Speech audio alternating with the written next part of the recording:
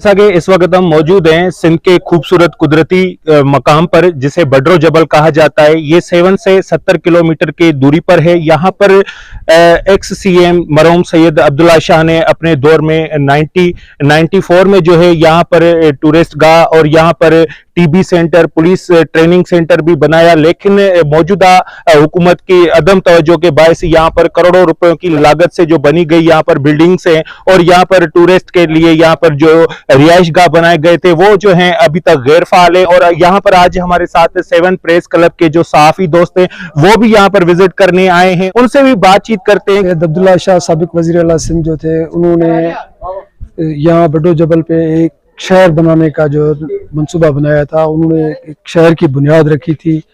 वो चाहता था कि ये एक टूरिज्म का जो है ना पॉइंट बने। यहाँ का जो दर्जा हरारत है वो बहुत अच्छा है, वो 20 डिग्री सेंटीग्रेड से ज़्यादा नहीं है। और मौसम के एतबार से उन्होंने यहाँ जो है ना एक टीबी सैनिटेरियम का भी क़याम किया था। उसके लिए करोड़ों रुपए की लागत से 96 में जो है ना एक बिल्डिंग भी बनाई थी।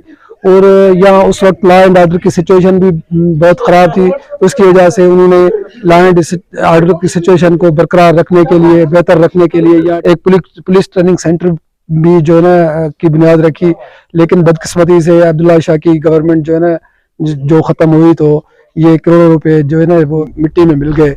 असां वरी अपील कयूं था सिंध हुकूमत ते महिरबानी करे इन मनसूबनि ते नज़रसानी करे ऐं हिते जेको आहे पिकनिक पॉइंट बनाए वञे त जीअं असांजे इलाइक़े जा माण्हू पर पूरे पाकिस्तान माण्हू हिते अची तफ़रीह हासिल करे। जैसा कि यहाँ पर आपने सहाफी दोस्तों की भी बातें सुनी, उनका कहना है कि यहाँ पर जो खूबसूरत एक पिकनिक पॉइंट बनाना का ख्वाब देखा और उसके साथ साथ यहाँ पर police training centre, TB centre, doctors colony और यहाँ पर जो है एक रिहाइश गाह भी बनवाया गया। पिकनिक पॉइंट पर लोग जो आते हैं उनके लिए रेस्ट हाउस भी बनाया गया और यहाँ पर उसके साथ साथ कुदरती जो तेल के जखीरे हैं, यहाँ पर जो मल्टी कंपनीज हैं, यहाँ पर जो मकामी लोगों के रॉयल्टी फंड हैं, यहाँ पर जो तेलीमी इदारे हैं वो भी जो है गैर फाल है। यहाँ के जो मकामी लोग हैं उनका कहना है कि आज तक यहाँ से कोई भी बच्चा जो है मैट्रिक पास तक जो है नहीं कर सका और यहाँ पर सहूलतों का काफी सारा फुकदान है। यहाँ पर पीने का साफ पानी नहीं है और यहाँ पर कंपनियां होने के बावजूद भी यहाँ के जो इलाका मकीन है उनको भी कोई रिलीफ नहीं मिल रहा।